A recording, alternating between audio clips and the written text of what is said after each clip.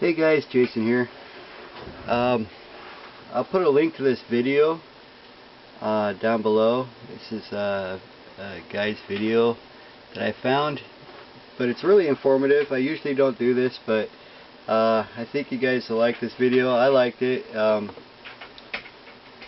It actually reminds me of stuff that we all should know. But anyway, so let's go ahead and watch this video real quick. And remember, I'll put a link down below so you guys can just watch it from the guy's site. His name's Tattooed 10,009 or something like that. Anyway, I'll give you guys a link. So it's movie time. Let's watch it. Links in the below sections.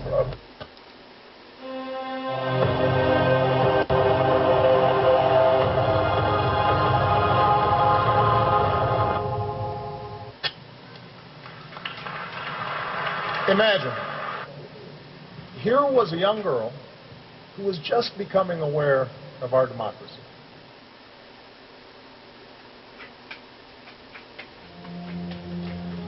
When Benjamin Franklin exited the Constitutional Convention, he was asked by a woman, "Sir, what have you given us?"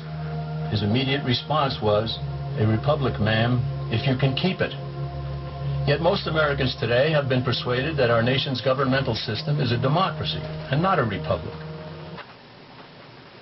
I want to live up to her expectations. I want our democracy to be as good as Christina imagined it. The difference between these two is essential in understanding Americanism and the American system. Before we discuss political systems, however, it's helpful to address the confusion that has been spread about the political spectrum. Many have been led to believe that the political spectrum places groups such as communists on the far left, fascists or dictators on the far right, and political moderates or centrists in the middle.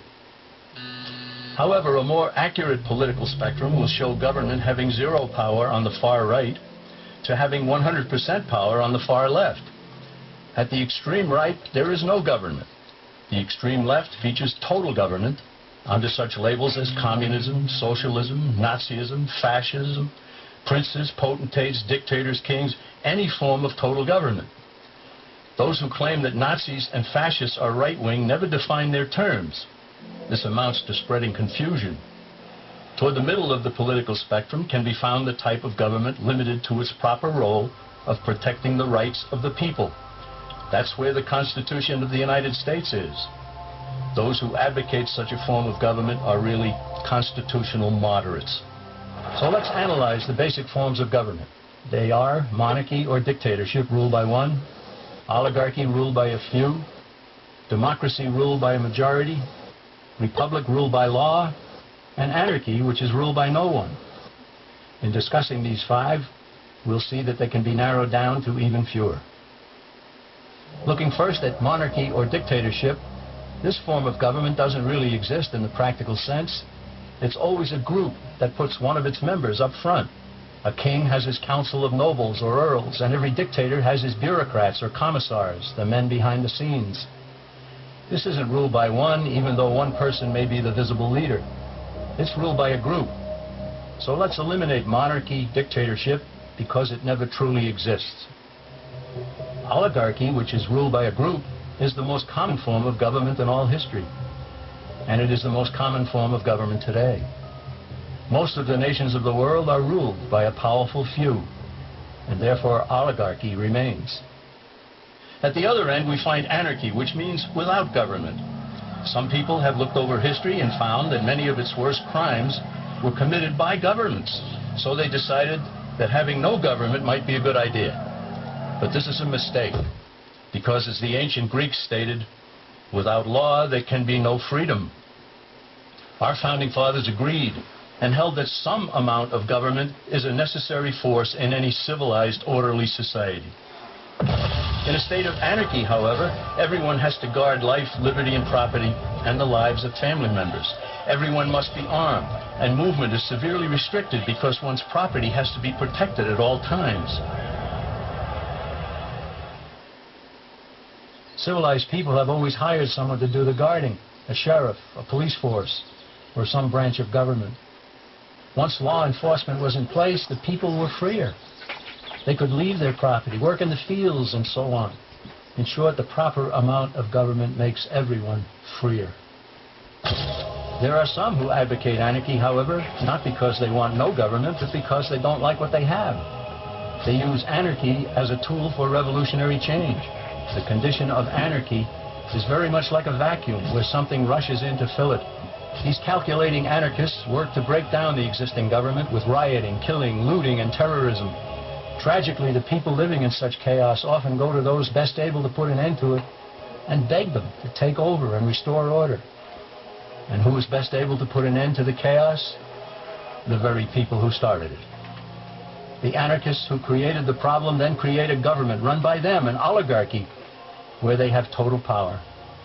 This is exactly what happened in Russia that led to Lenin taking total power, and in Germany where Hitler's brown shirts created the chaos that brought him to power. But anarchy isn't a stable form of government. It's a quick transition from something that exists to something desired by the power-hungry. It's a temporary condition, and because it isn't permanent, we eliminate it as well. The word democracy comes from two Greek words, demos, meaning people, and kratein, meaning to rule. Democracy, therefore, means the rule of the people, majority rule. This, of course, sounds good, but suppose the majority decides to take away one's home, or business, or children. Obviously, there has to be a limit. The flaw in democracy is that the majority isn't restrained. If more than half the people can be persuaded to want something in a democracy, they rule. What about republic? Well, that comes from the Latin. Res, meaning thing, and publica, meaning public. It means the public thing, the law. A true republic is one where the government is limited by law, leaving the people alone. America's founders had a clean slate to write on. They could have set up an oligarchy. In fact, there were some who wanted George Washington to be their king. But the founding fathers knew history, and they chose to give us the rule of law in a republic, not the rule of a majority in a democracy. Why? Let's demonstrate the difference in the setting of the Old West. Consider a lynch mob in a democracy. 35 horseback riders chase one lone gunman.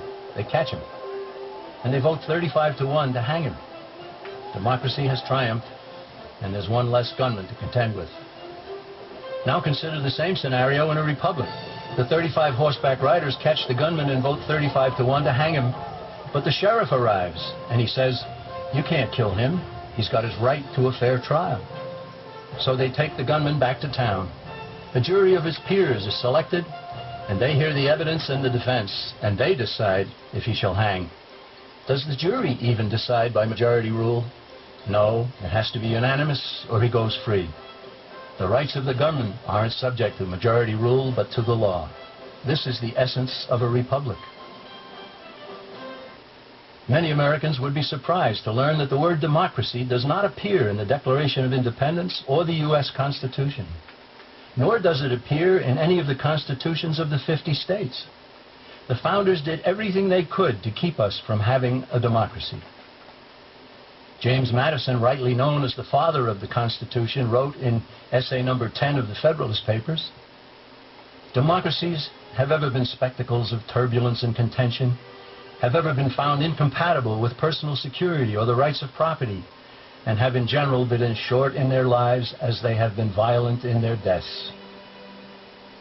Alexander Hamilton agreed, and he stated, "We are a republican government. Real liberty is never found in despotism or in the extremes of democracy." Samuel Adams, a signer of the Declaration of Independence, stated, "Democracy never lasts long. It soon wastes, exhausts, and murders itself." The founders had good reason to look upon democracy with contempt because they knew that the democracies in the early Greek city-states produced some of the wildest excesses of government imaginable. In every case, they ended up with mob rule, then anarchy, and finally tyranny under an oligarchy. During that period in Greece, there was a man named Solon who urged creation of a fixed body of law not subject to majority whims. But where the Greeks never adopted Solon's wise counsel, the Romans did. Based on what they knew of Solon's laws, they created the 12 tables of the Roman law and in effect built a republic that limited government power and left the people alone. Since government was limited, the people were free to produce, with the understanding that they could keep the fruits of their labor.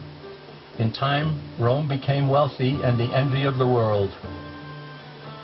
In the midst of plenty, however, the Roman people forgot what freedom entailed. They forgot that the essence of freedom is the proper limitation of government. When government power grows, people freedom recedes. Once the Romans dropped their guard, power-seeking politicians began to exceed the powers granted them in the Roman Constitution. Some learned that they could elect politicians who would use government power to take property from some and give it to others. Agriculture subsidies were introduced, followed by housing and welfare programs.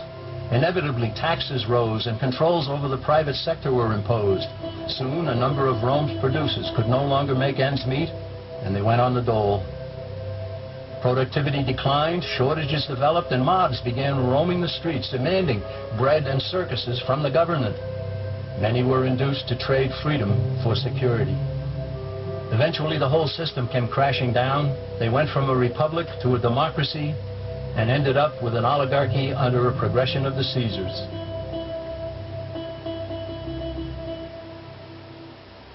Thus, democracy itself is not a stable form of government.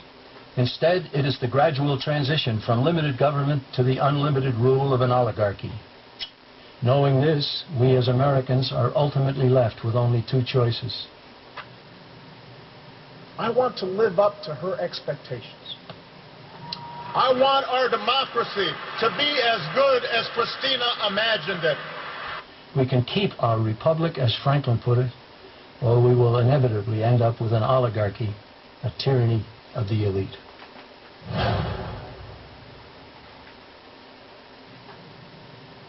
I want to live up to her expectations.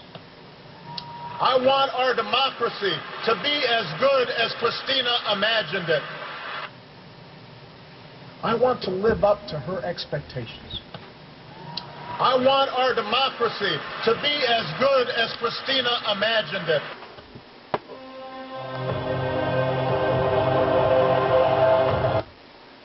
So there you go, you guys. Movie time.